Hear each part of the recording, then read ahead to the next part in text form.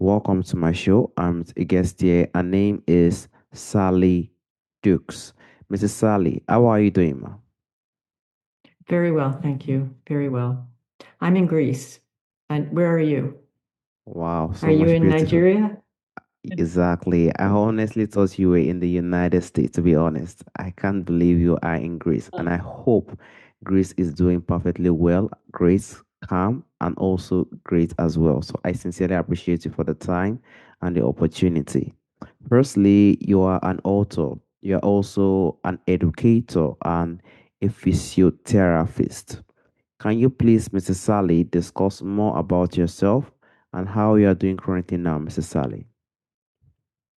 Well, currently I am just writing, um, but all roads led me to writing because um, I owned a small business and it wasn't enough, so I followed my course through, if you read the book, through meditating and travel. And then I became a psychotherapist because I needed to try to figure out what happened when I had a near-death experience.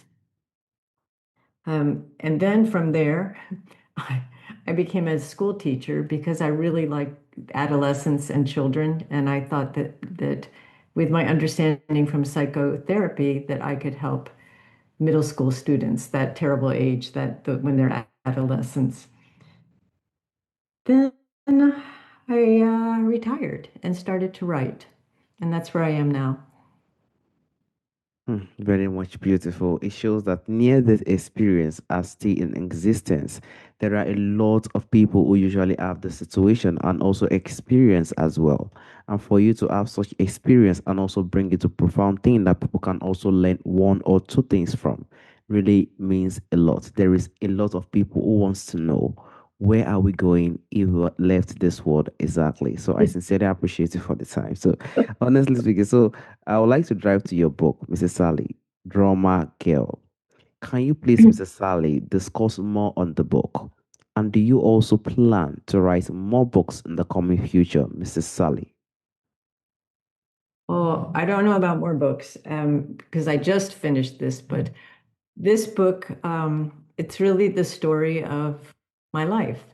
Because when I was born, I had surgery, and during surgery, I had a near-death experience. And but I didn't know what it was because that was a long time ago, and they didn't talk about that. And so all my life has been about trying to figure out what happened when I was 3 years old in the hospital during surgery. So the book is just that. It's just a glimpse of my life and my travels and my search. And in that, I think it's kind of universal. I mean, it is universal because everybody is going to die. Everybody lives. Everybody is going to know someone that dies. And it was important for me to say what I saw when I touched near death, and also to bring back and tell people that they don't need to be afraid. You know, that it's it's so profoundly simple. It's the cycle of life. You know, it's just the cycle, but there doesn't have to be the fear or the dread.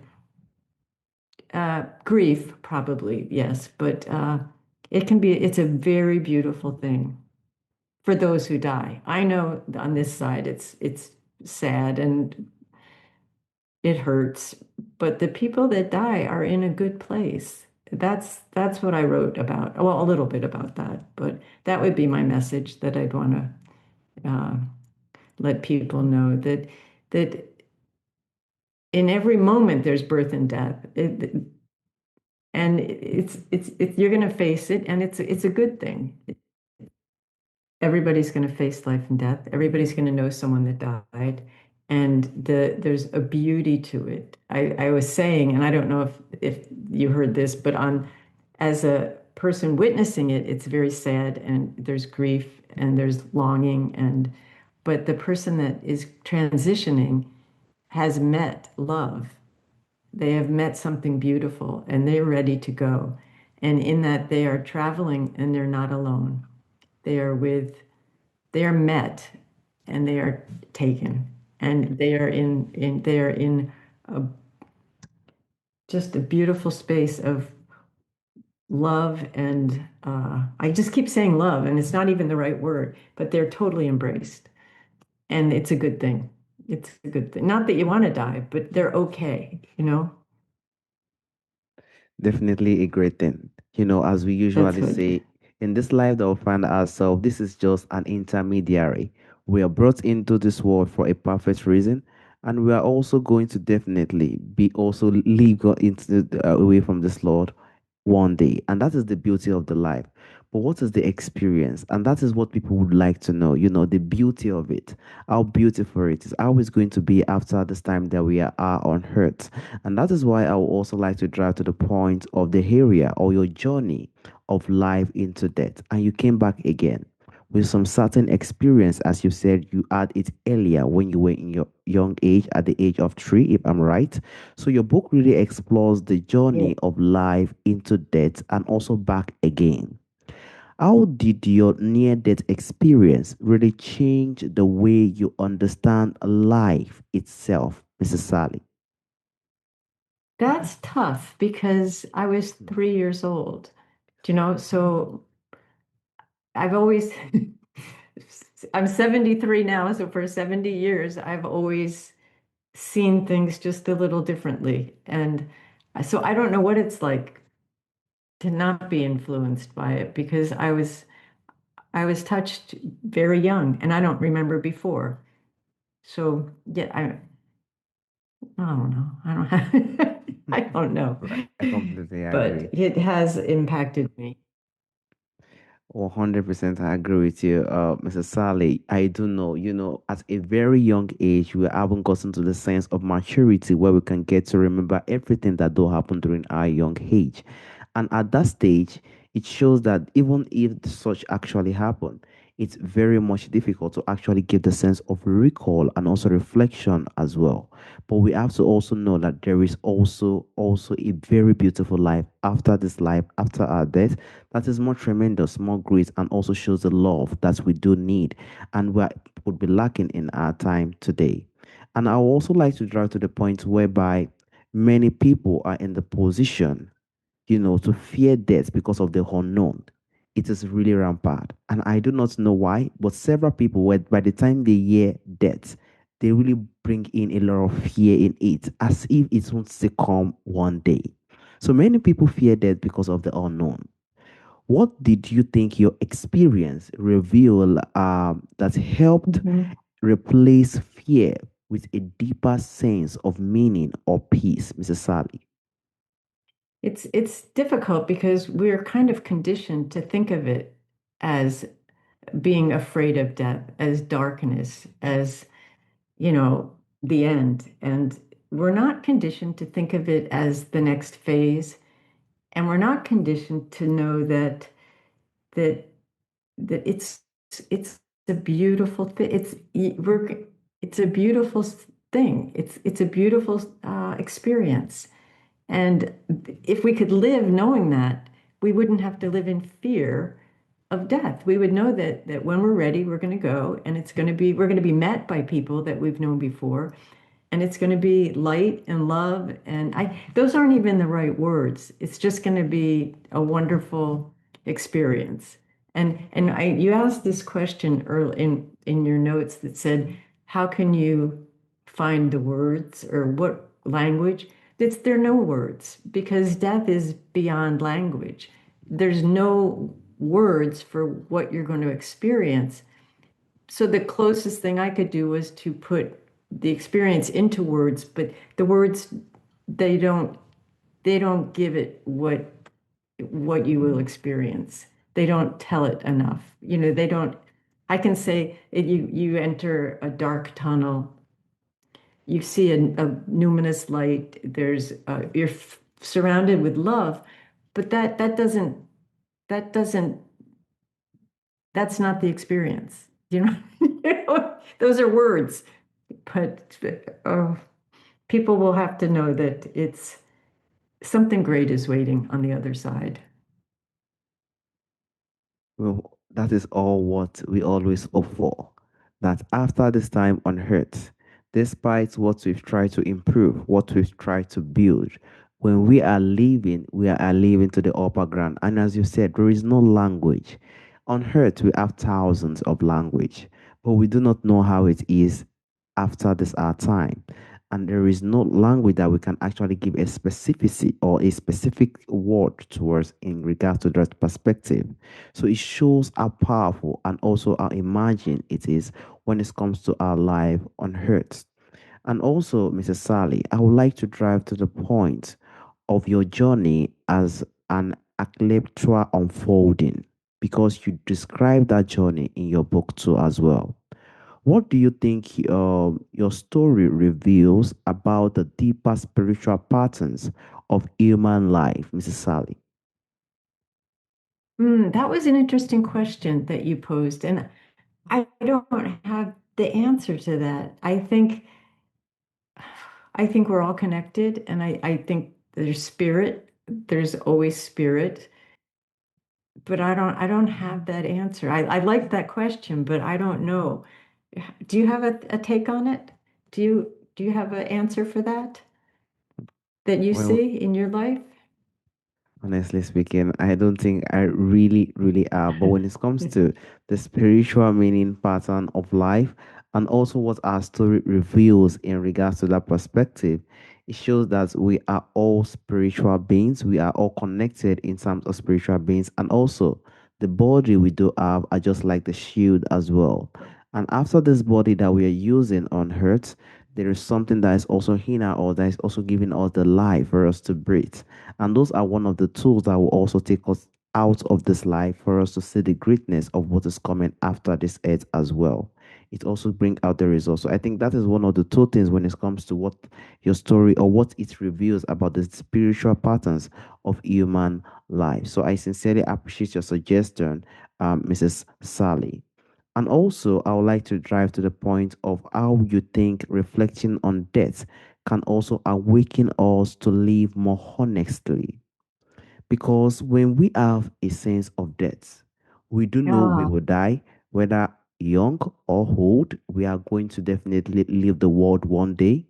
And for us to have the sense of bringing the sense of reflection, for us to say, I am going to live one day, and that is just the perfect truth, and giving it a very big reflection to every single thing that we are trying to proceed to do on earth. So, how do you think reflecting on death awaken us to live more honestly, more presently, and with greater spiritual awareness, Mrs. Sally? Oh, I think that there's only today. I look at it, there's only today. We don't know what tomorrow is. We don't know. So you have to live fully in the day, fully in the moment. And you really have to watch your speech because you can't take things back after you've said them. So you have to have right speech and you don't want to leave anything undone because you don't know. I mean, you don't know what's going to happen tomorrow. So you need to live with purpose and with presence and with honesty and compassion for all things. I completely agree. Thank you so much for the suggestion. As you said, whether we like it or not, it can happen anytime in our life, anytime, anywhere. It can come around and we leave this world peacefully. But we have to continue to build it. And that is why the greatness we've done on earth, what we do on earth really tells, it really speaks. If we add or we contribute something great to the society, it continues to move on from there and it also makes the world a better place.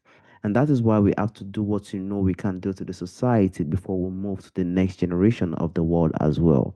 Because there is no time if we even have a lot of time on check, because anytime we could be called to leave the world.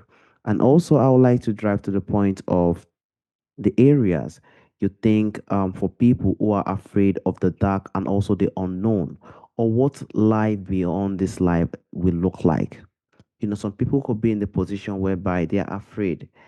What do I think will happen next? What do I think will happen beyond this life? Some people will say there's heaven, there's hellfire. Some people will say, there are a lot of suggestions just like that. So, what truth from your journey would you want them to hold on to, Mrs. Sally? I think that what we're doing right now is talking about someone dying or death from over here. But when a person is dying, in the process of dying, things change. Their their psyche changes. They're not of this world. I mean, unless it's an accident, an accident. But let's say they're dying and they just start to leave. They start to dream more. They start to leave this world. And so they are not, once the dying process starts, they're not as afraid as we are. I mean, not us, but if people thinking about death, it's when that thought is frightening. But when you're dying, it's okay because you're being led. You're being taken. You are having the experience. And death is the great compassionate one. Things are just going to unfold and be, there will be no fear when we leave our bodies or when someone else does. But the thought of it is frightening, where you have to know that you don't die alone. People, when you start to transition, people come to meet you, and they're people you know. I mean, they don't come as people, but everybody I know that's transitioned has yelled or said the person's name who's come to greet them. You don't die alone. And when you die, you're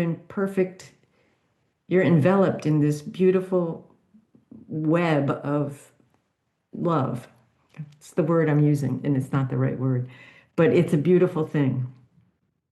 So they can't, you can be afraid, but there's nothing to fear.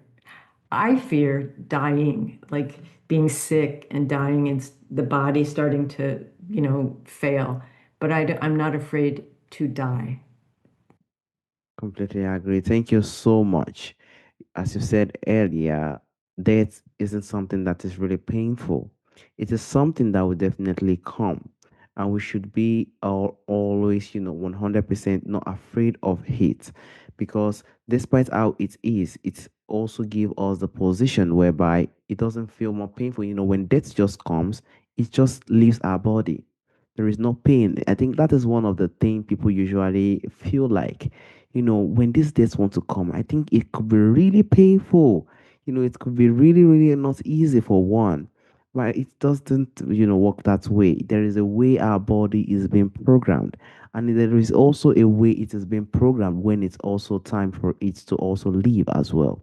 So that is the beauty of the life we found ourselves. And I sincerely appreciate Mrs. Sally for the great work and also the life experience, because these are what a lot of people usually have. Some people usually experience this thing, they remember, some do not. But all these experiences also give a lot of people to be in the position to understand this world better and to understand that despite what we do on earth, we are also going to live a life whereby we are going to definitely live, but our journey will always continue to play a role to continue to contribute to the society to grow. Death is eternal, it will continue to come, and it is something that will always be within every single human on earth, animals, and every single being that we found on earth. Even plants Every also die being, as right? well. Exactly. Plants also die. So that is the beauty. This world is just like an imagine. Last 1,000 years, we do not have technology, but now we have technology. And the next 1,000 years, there will be something else. And that is how the world emerges. I also want to use this opportunity to thank you for the insight. And also, Mrs. Sally, there is a question I normally ask during the end of the show. From our forefathers, from our ancestors, there are a lot of beautiful things that do exist during our ancestral time that is missing in our time today. If there is anyone or anything you would like to bring back to our time today, Mrs. Sally, what do you think that thing will be, ma? Well, I don't think that what I spent a lot of time in India, and I spent time in Varanasi at the Burning Ghats watching um, families bring their corpses of their loved ones to the river's edge and burn them. And then put the ashes in the Ganges.